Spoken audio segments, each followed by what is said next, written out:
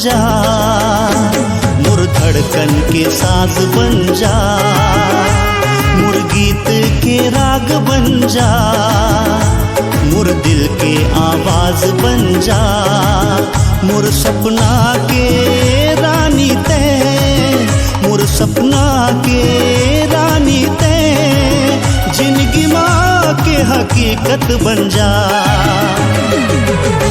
मुर हृदय के सांस बन जा, मुर धड़कन के साज बन जा, मुर गीत के राग बन जा, मुर दिल के आवाज बन जा।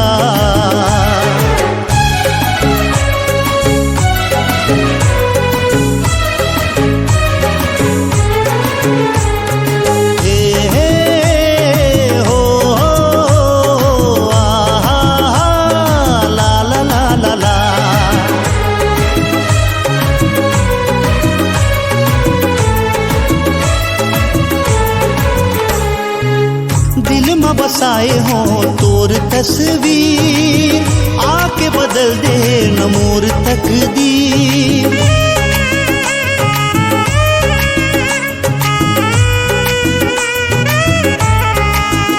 हाँ दिल में बसाए हो तोर तस्वीर, आके बदल दे न मोर तकदीर।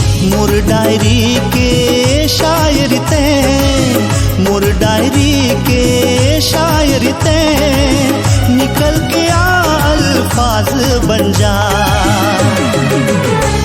मोर हृदय के सांस बन जा, मोर धड़कन के साज बन जा, मोर गीत के राग बन जा, मोर दिल के आवाज बन जा।